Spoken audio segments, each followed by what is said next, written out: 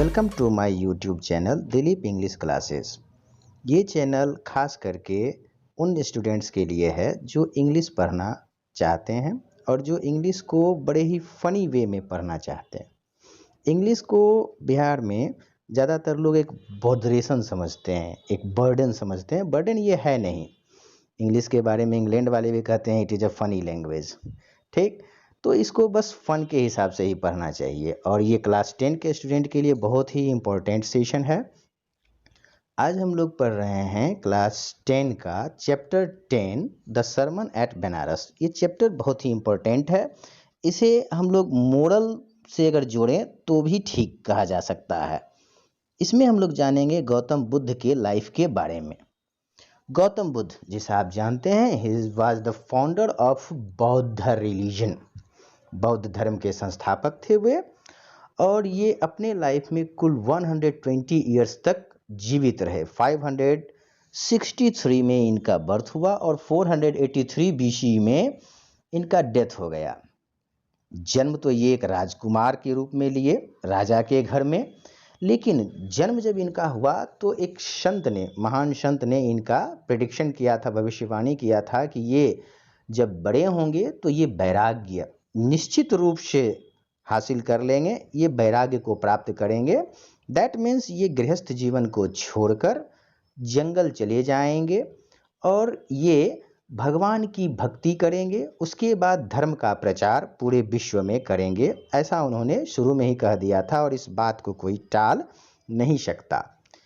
अब गौतम बुद्ध, ये नाम इनका बाद में पड़ा। इनका अर्ली नेम सिद्धार्थ गौतम था और नॉर्दर्न इंडिया में इनका जन्म होता है। जब ये 12 ईयर्स के थे तब इन्हें भेजा गया था हिंदुओं का पवित्र ग्रंथ का ज्ञान लेने के लिए। अब आप जानते हो हिंदुओं का पवित्र ग्रंथ का ज्ञान काशी से उत्तम और किसी जगह में मिलता नहीं है, तो वहाँ पे ये पढ़ाई किए और पढ़ाई करने के 4 साल के बाद जब यह लौटे तब इनका विवाह कर दिया गया एक बहुत ही सुंदर राजकुमारी के साथ, क्योंकि इनके पिता को डर था कि कहीं यह साधु संत ना हो जाए।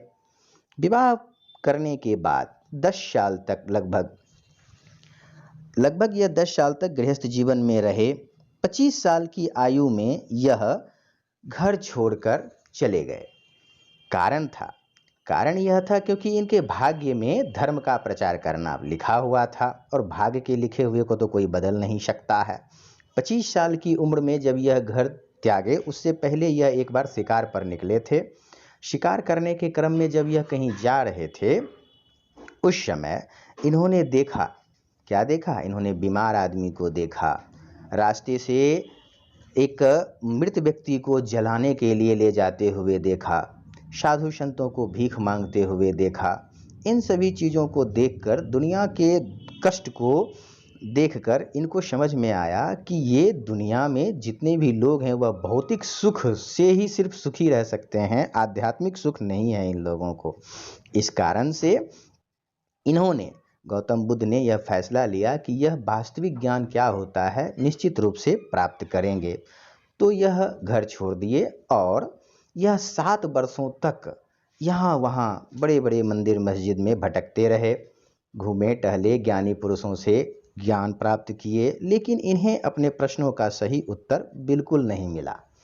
7 साल भटकने के बाद बोध गया में एक, जिसको बोधि ट्री कहते हैं हम लोग, वो एक पीपल ट्री था एक्चुअली। उस पीपल पेड़ के नीचे यह बैठे और 7 दिन तक लगातार ध्यान मग्न रहे और 7वें दिन इनको इनलाइटनमेंट प्राप्त हुआ। इनलाइटनमेंट मतलब होता है द ट्रू नॉलेज। इनको ज्ञान प्राप्त हुआ। ज्ञान प्राप्त होने के बाद इन्होंने ही उस पीपल के पेड़ का नाम बोधि ट्री रख दिया।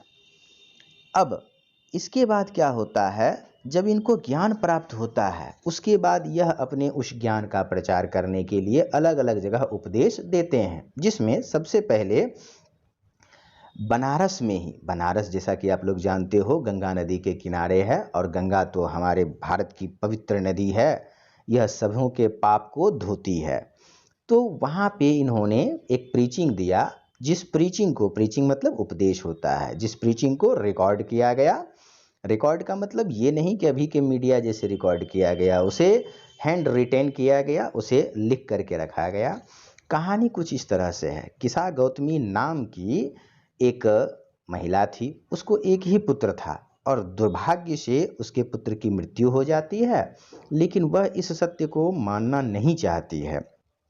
वह अपने मृत पुत्र के शव को गोद में उठाकर इधर से उधर भटकती रहती है और लोगों से उसे ठहरने के लिए दवाई की मांग करती है। इसी क्रम में वह एक ऐसे व्यक्ति से मिलती है जो उसे गौतम बुद्ध के यहाँ जाने का सुझाव देता है, और यह गौतम बुद्ध के यहाँ अपने मृत बच्चे को गोद में लिए हुए पहुँचती है।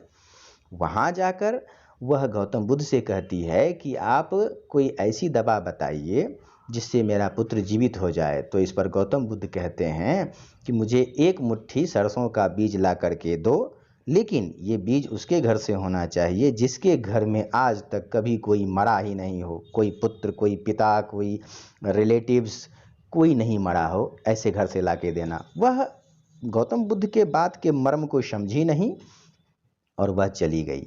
बहुत जगह वह गई, वह सरसों का बीज जिससे भी मांगती थी यह कह करके कि आप मुझे बीज दीजिएगा सरसों का तो मेरा पुत्र जीवित हो जाएगा, तो सभी तैयार हो जाते थे देने के लिए। लेकिन जब वह पूछती थी कि आपके घर में कोई मरा है, तो लोगों का यह जवाब होता था कि जीवित ही बहुत कम हैं, मरे हुए तो बहुत अधिक हैं, हमें हमारा दुख याद मत दिलाओ, जाओ बहन। अब यह दिन भर इसी तरह से घूमती भटकती रही, कहीं एक भी ऐसा घर नहीं मिला, क्योंकि पूरे संसार में ऐसा कोई घर है ही नहीं जहाँ पर कि कोई नहीं मरे हों। इसके बाद वह बैठ जाती है उदास होकर के, सारी आशाएं उसकी खत्म हो जाती हैं कि अब तो उसका पुत्र जीवित नहीं होगा। लेकिन वह अब दुनिया के सबसे बड़े सत्य को समझी कि मृत्यु एक अटल सत्य है, इसे टाला नहीं जा सकता। पिता चाहे कितना भी ज़्यादा अमीर ताकतवर हो, वह अपने पुत्र की मृत्यु को टाल नहीं सकता। रिलेटिव चाहे कितना भी रोएं, कितना भी प्रयास कर लें, अगर मृत्यु आ गई है तो उसे टाल नहीं सकते। यह बात बिल्कुल सत्य है। इसके बाद देखिए, गौतम बुद्ध के पास जब वह जाती है तो गौतम बुद्ध समझाते हैं कि मनुष्य का जीवन कुम्हार के द्वारा बनाए गए मिट्टी के बर्तन के समान है। जैसे मिट्टी का बर्तन ठोकर लगते ही टूट जाता है, उसी प्रकार मनुष्य का जो जीवन है उसको भी मृत्यु आती है और वह मर जाता है। तो मृत्यु अटल सत्य है, इसे मान लेना चाहिए। हमारे देश में बहुत सारे लोग मृत्यु को मानते नहीं हैं, इसे सबसे बड़ा दुख समझते हैं। भौतिक चीज़ों से मतलब रखने वाले ही एक्चुअली दुखी होते हैं। मृत्यु तो सबको आनी है, चाहे वो मेटेरियलिस्टिक चीज़ हो या नॉन मेटेरियलिस्टिक चीज़ हो। जैसे हम प्लास्टिक की चीज़ों का इस्तेमाल करते हैं, टूट जाता है, उसका लाइफ ख़त्म हो गया, उसी प्रकार से मनुष्य का जीवन भी है। तो आगे गौतम बुद्ध कहते हैं कि वह व्यक्ति जिसने अपने इमोशंस पे जीत पा लिया, जिसने दुख और कष्ट ये जो भी होता है इससे थोड़ा ऊपर उठ गया, वही व्यक्ति बिल्कुल सही रूप से जीवन का आनंद ले सकता है, क्योंकि भौतिक वस्तुएं सिर्फ और सिर्फ दुख ही देता है। ठीक, उसके बाद वह कहते हैं कि मनुष्य का जो जीवन है ये बैल की तरह है। बैल की तरह यह जीवन भर काम करता है, लेकिन मरने के बाद जो चमार होता है वह उसका चमड़ा खींच लेता है। उसी प्रकार से मनुष्य है। ये पूरी जो धरती है, इस पूरे धरती पर मृत्यु ही एक सबसे बड़ा सत्य है। इसीलिए बुद्धिमान वो हैं जो दुनिया की रीत को जानते हैं, समझते हैं और मृत्यु के भय से दूर रहते हैं। फिर आगे वह उस किसा गौतमी को समझाते हैं कि अगर मन को शांति देना है, ठीक, मन को शांति देना है तो जितने भी भौतिक सुख होते हैं उनका त्याग कर दीजिए। अपने जो भी हैं वो मरेंगे ही, आज नहीं तो कल, इस बात को आत्मसात कर लेना चाहिए। दुनिया में किसको कष्ट नहीं है? कष्ट सभी को है। जिसका शरीर है, यह शरीर नश्वर है, पंच तत्वों से बना हुआ है, यह पंच तत्वों में विलीन हो ही जाएगा। तो इसमें मन को शांति देना चाहिए। शांति कैसे देंगे? मेटेरियलिस्टिक चीज़ों से मोह हटा करके। और जो व्यक्ति इस सत्य को जल्द ही मान लेता है वही जीवन में सुखी है। पछताने से, रोने से या भगवान से शिकवा शिकायत करने से दुख कम नहीं होता है। वही व्यक्ति, देखिए लिखा हुआ है, he who has drawn out the arrow and has become composed will obtain peace of mind.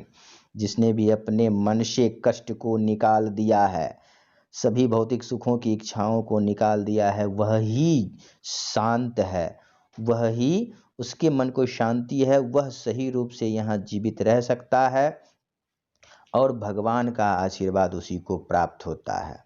I hope आप लोगों को चैप्टर अच्छे से समझ में आ गया होगा। Thank you.